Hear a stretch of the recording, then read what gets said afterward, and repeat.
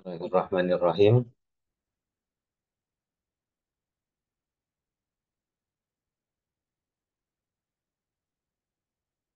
Assalamualaikum warahmatullahi wabarakatuh. Waalaikumsalam warahmatullahi wabarakatuh. Selamat malam semuanya, Bapak Ibu. Semoga selalu sehat walafiat, tidak kurang suatu apapun. Kita ketemu lagi di mata kuliah interaksi manusia dan komputer.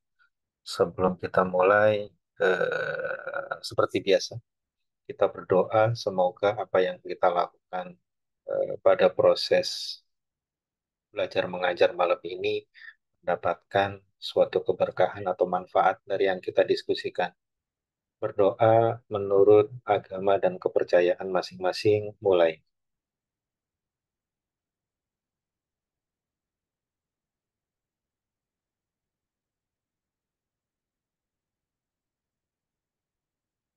Selesai.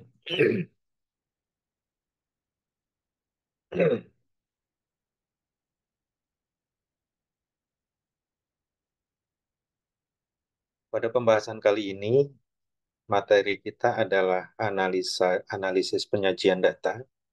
Pada pertemuan sebelumnya, kita sudah membahas tentang hal-hal pentingnya pengumpulan data serta isu-isu di dalam pengumpulan data serta metode-metode yang kita bahas sekilas terkait pengumpulan data. Nah, pada pertemuan kala ini kita akan membahas dari data-data yang dikumpulkan, bagaimana kita analisa selanjutnya akan kita sajikan. Di dalam setiap pertemuan, supaya tidak terjadi miskomunikasi, UAS itu 30%, UTS itu 25%, atau tugas praktek, nanti akan ada tugas dan praktek, itu sekitar 30%, dan presensi dari teman-teman itu akan mendapatkan nilai 50%. Saya tidak terlalu kaku, karena mungkin saya yakin teman-teman di sana juga banyak yang masih dalam perjalanan atau bahkan masih eh, di kerjaan, sibuk di kerjaan, atau ada aktivitas lain yang tidak bisa ditinggalkan. Saya memaklumi, tinggal dititipkan saja sama teman-temannya, atau bahkan bisa info ke saya, bisa ke WA, atau bisa ke email kalau nggak punya nomor saya. Sampaikan saja nanti izinnya berapa kali. Nanti saya akan confirm di absen yang memang sudah saya rekap setiap pertemuannya. Supaya masak sanggah itu perlu. Jangan sampai ketika saya sudah menilai, nanti teman-teman merasa dirugikan. Pak, saya hadir kok.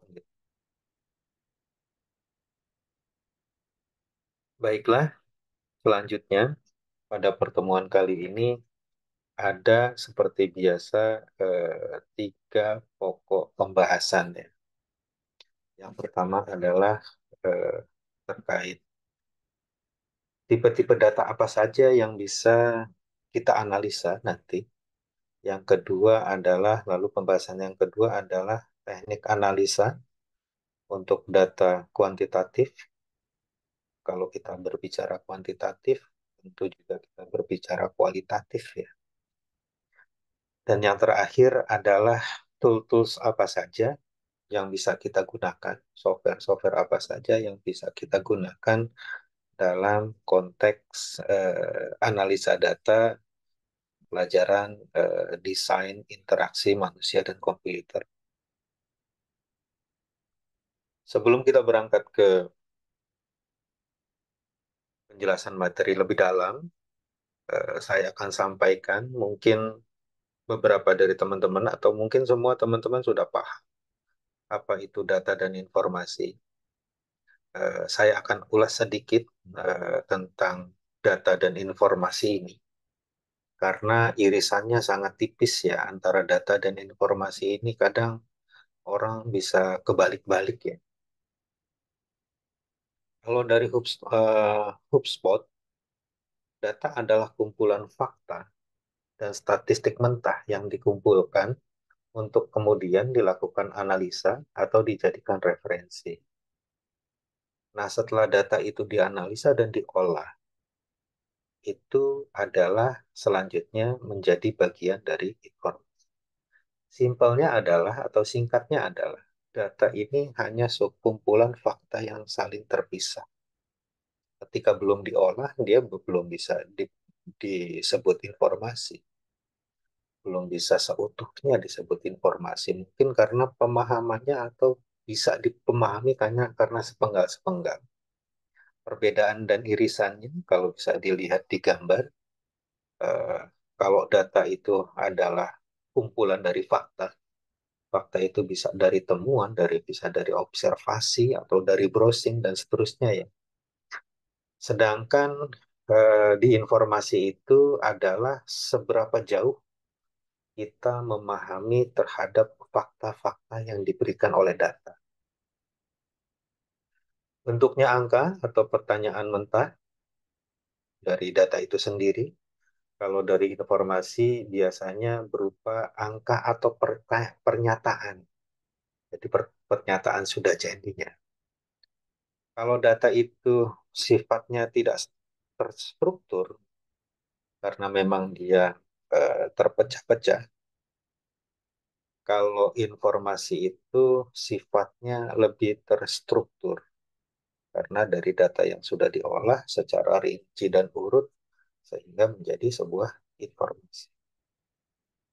Selanjutnya, data tidak bergantung pada informasi, akan tetapi informasi bergantung kepada data.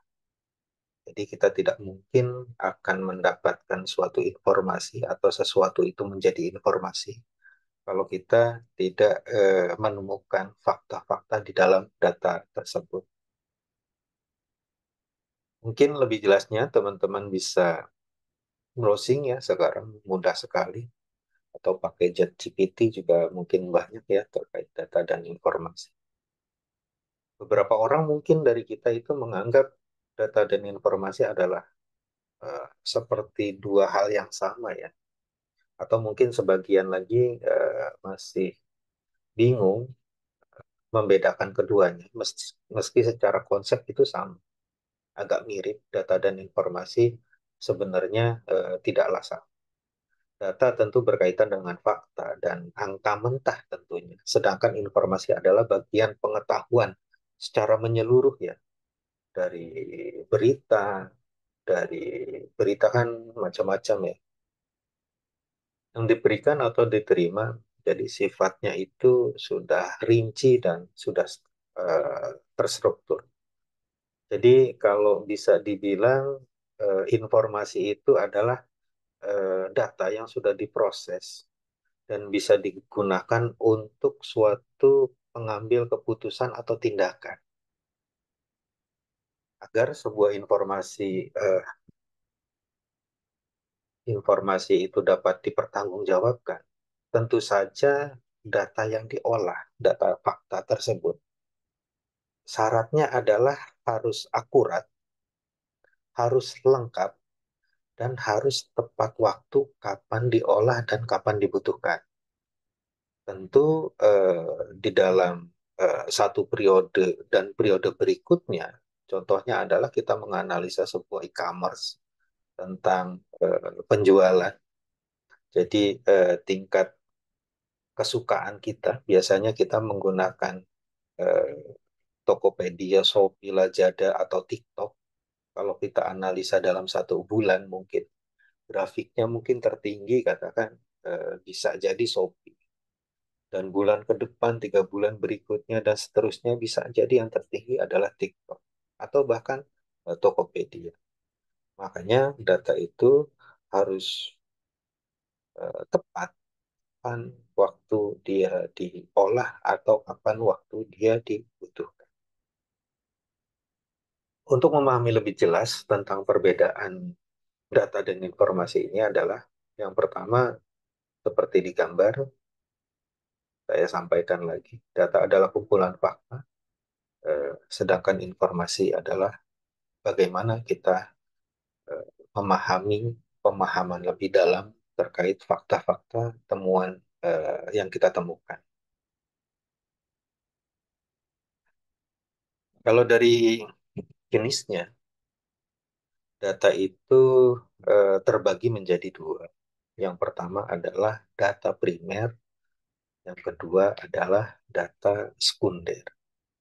Data primer itu adalah data yang masih mentah ya, atau bisa dibilang asli, diambil langsung dari sumber resmi atau dari sumber utamanya. Contohnya adalah eh, kalau kita mau mendapatkan informasi terkait eh, grafik atau terkait kepuasan pelanggan ya terhadap toko kita gitu.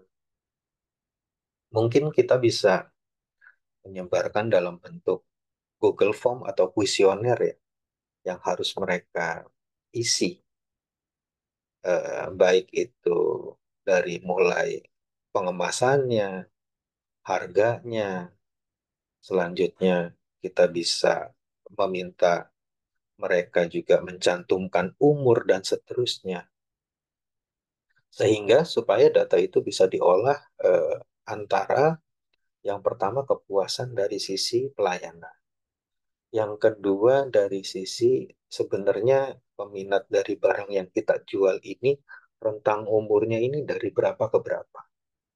Itu bisa dibilang merupakan eh, data primer. Data primer ini data yang dikumpulkan sesuai kebutuhan atau keperluan ya, keperluan kita. Eh, Sehingga kalau seandainya ini kita tidak butuhkan ya data-data seperti tadi, kita tidak membutuhkan tentang data kepuasan pelanggan, ya data itu hanya sebuah informasi yang nggak berguna, jadi tidak perlu diolah. Kalau data primer itu cakupannya seperti eh, nanti bagian-bagiannya sama seperti ada bagian interview, bisa dilakukan secara langsung atau bisa menggunakan survei, kita sebar survei. Jadi kalau interview kan dua sisi ya, bolak-balik. Kalau survei itu kita berikan dia kebebasan untuk